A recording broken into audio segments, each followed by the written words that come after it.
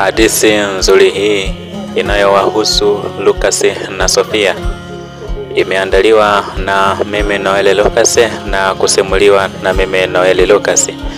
Kisa cha mapenzi, mwanzo mzuri wa mapenzi, furaha ndani ya penzi, huku kila mmoja akiwa na ndoto na matumaini makubwa ya kuweza kufika mbali juu ya penzi lao. Kabla hatujaenda kuona uhondo mzuri wa hadithi hii, ningeomba kama tuwe ni wa kwanza kufungua chaneli hii, naomba usiache kubonyeza neno subscribe na kubonyeza alama ya kengele ili tuwe wa kwanza kupata taarifa zetu pindi tunapokuwa tunazi-upload. Twende sasa tukaone kwa pamoja uhondo mzuri wa penzi hili lililoshibana kati ya wapenzi hao wawili, Lucas pamoja na Sofia. Katika sehemu ya kwanza, mkutano wa kwanza, kijiji cha Mavumbi kilikuwa kimya na chenye amani. Majani ya kijani kibichi yalikuwa yanacheza na upepo, na ndege walikuwa wakitoa nyimbo zao asubuhi. Ndipo Lucas, kijana mtanashati na mchapakazi, alipokutana kwa mara ya kwanza na Sofia, msichana mrembo aliyekuwa anatoka kijiji cha jirani kwa ajili ya kumtembelea bibi yake. Walikutana sokoni ambapo Sofia alikuwa ananunua ndizi na Lucas alikuwepo hapo kuuza asali kutoka kwenye mizinga ya nyuki. Wawili hao walikutana sokoni, Lucas akiwa na chupa za asali, Sofia akiwa amevaa kitenge cheupe huku akiwa ameshika mkungu wa ndizi.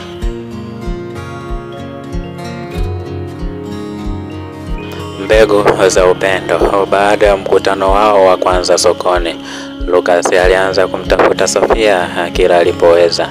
Alimpeleka kwenye bustani ya miwa ya mjomba wake, na mara nyingine walikaa chini ya mti mkubwa wa mbuyu wakizungumza hadi jua ilipokuwa likitua.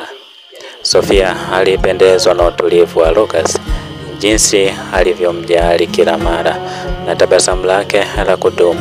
Lucas naye alizidi kupenda namna Sofia alikuwa na moyo wa upole, upendo wa familia na ndoto ya baadaye kama yeye. Lucas na Sofia wameketi chini ya mti wa mbuyu jioni wakitazamana kwa upendo huku jua likizama nyuma yao. Ahadi za milele. Miezi ilipita na mapenzi ya Lucas na Sofia yaliendelea kukua kama maua ya polini wakati wa mvua. Kila jioni walitembea kando kando ya mto wakiongea kuhusu ndoto zao, kujenga nyumba yao wenyewe, kuwa na bustani kubwa ya mboga na kulea watoto wawili warembo. Siku moja walikuwa wamekaa chini ya ule mbuyu wao wa kila siku. Lucas alipiga goti moja chini akamwambia Sofia machoni na kusema kwa sauti ya upole, "Sofia, mapenzi yangu ni ya kweli. Je, utakuwa malkia wa moyo wangu milele?" Sofia alicheka kwa furaha, machozi yakimlenga, kisha akasema, "Ndiyo Lucas, ndiyo milele yote." Harusi ya kipekee. Mwaka mmoja baadaye, kijiji kizima kilijaa nderemo na vifijo. Harusi ya Lucas na Sofia ilikuwa imewadia.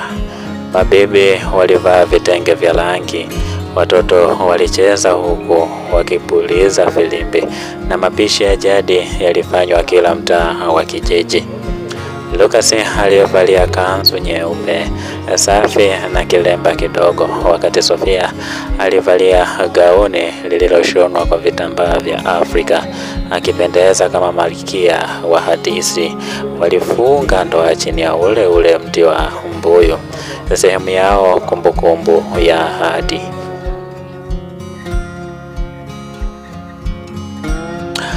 Maisha mapya ya mapenzi.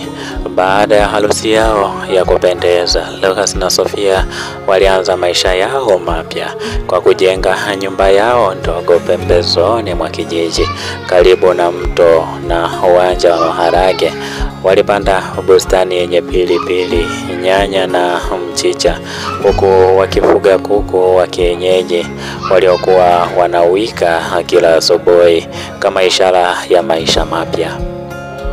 Kila siku walifanya kazi pamoja, walicheka, kuimba nyimbo za mapenzi na kusherehekea kila mafanikio, hata yale madogo kama mayai matatu ya kwanza kutoka kwa kuku wao.